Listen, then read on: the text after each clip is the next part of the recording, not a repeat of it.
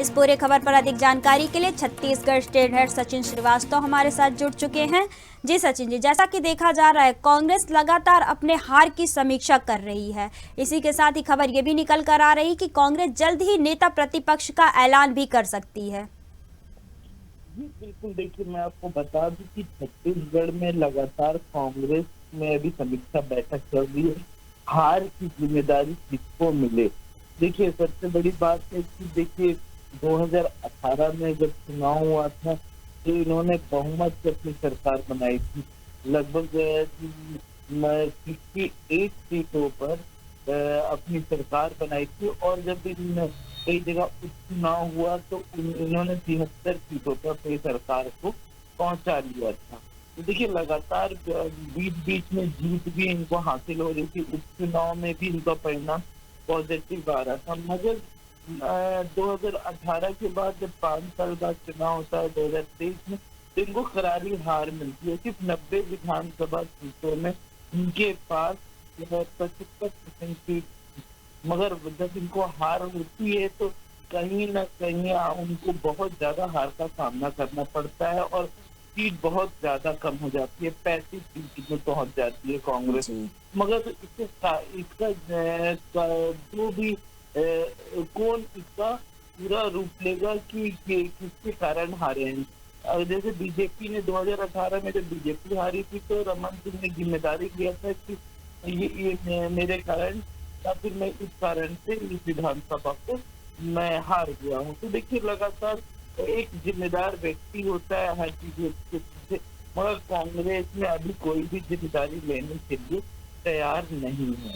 इसके साथ ही साथ मैं आपको बता दूं कि नेता प्रतिपक्ष का लगातार कांग्रेस में दावेदारी चल रहा है, क्योंकि देखिए विपक्ष के रोल अदा करने के लिए छत्तीसगढ़ में अभी कांग्रेस ही है। कांग्रेस के अलावा कोई भी ऐसी पार्टी नहीं है जो कि विपक्ष का रोल अदा कर सके।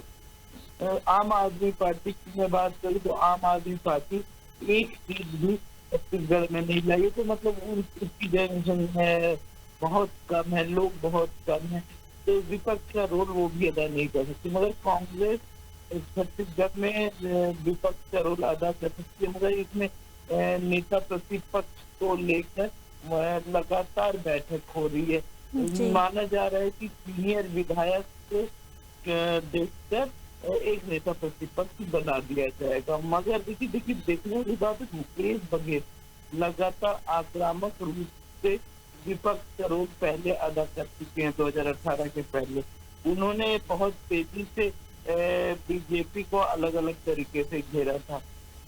तो अब देखने वाली बात है कि लगातार मुकेश बघेल चाहते हैं कि उनको विपक्ष के रोल अदा करने के लिए उनको नेता प्रतिपक्ष का रुख दे दिया जाए।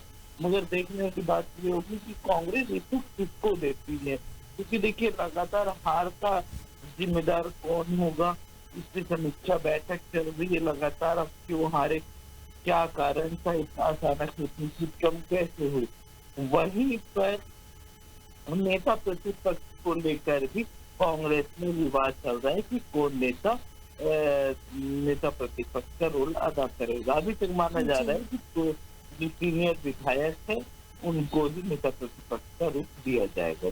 जी, अगर हम बात करें कांग्रेस पार्टी के हार की, तो कांग्रेस पार्टी के हार के बाद से पार्टी में लगातार कलह देखी जा रही है।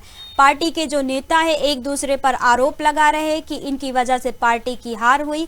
कई नेता ने तो जो प्रदेश प्रभारी कुमारी शैलजा है उनको हटाने का भी सुझाव दिया है।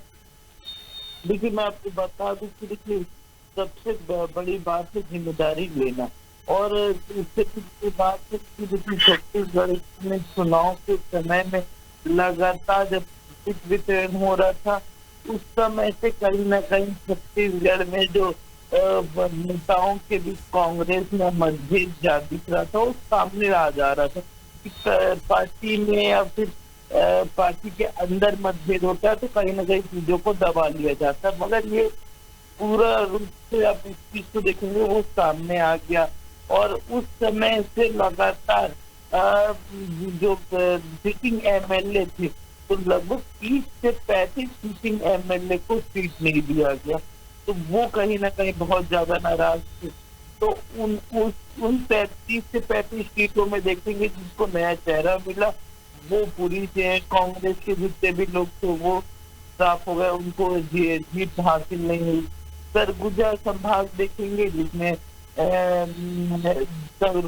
जिसमें 7 जिले हैं, उसमें देखेंगे तो उसमें भी पूरा कांग्रेस साफ हो गई। तो कहीं ना कहीं देखिए पूरी तरीके से इसका जिम्मेदारी कौन लेगा ये समझने, जो एक कला का जो घर है वो शुरू से इन चीजों में बनता चला आया कि सबसे पहले की शैलजा और कुमारी शैलजा और मुख्यमंत्री भूपेश बघेल किसको सीट देंगे उसको लेके कला हुआ, तो वहां पे टीम में मतभेद पैदा हुआ।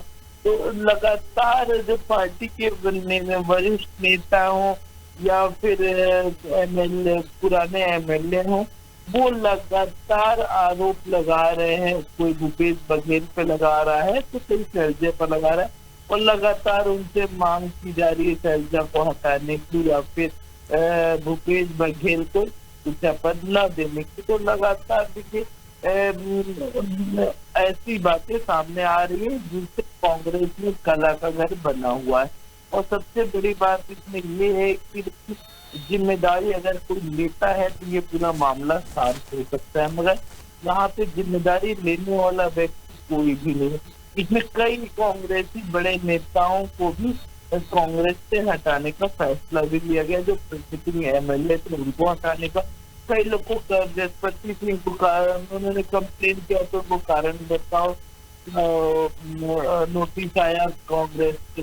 वहीं पे अगर मैं बात करूं कुछ दिन पहले बड़ा विवाद सामने आया था, मनेंद्रगढ़ के एमएलए थे, उन्होंने आरोप लगाया कि टिकट देने से पहले हमसे 7-7 लाख रुपए लिया गया है और पार्टी के हित के लिए लिया गया होता तो समझना चाहिए टिकट के नाम से मांगा गया था और टिकट किसी और को दे दिया गया। तो ये देखिए छोटी छोटी बात चीजें हैं जो कला का घर बना हुआ है, और ये कला कब तक चलेगा कांग्रेस पार्टी में ये कहा नहीं जा सकता, क्योंकि आरोप लगा जितने भी सिटिंग एमएलए थे जिनको टिकट नहीं मिली थी या फिर जो बड़े नेता थे वो कहीं ना कहीं, और सबसे बड़ी बात इन चीजों को देखती कि आज मंत्री को हारना एक बड़ी बात होती है। जी बिल्कुल। इस पूरे खबर पर अधिक जानकारी देने के लिए आपका बहुत बहुत धन्यवाद। हमारे साथ छत्तीसगढ़ स्टेट हेड सचिन श्रीवास्तव जुड़े हुए थे।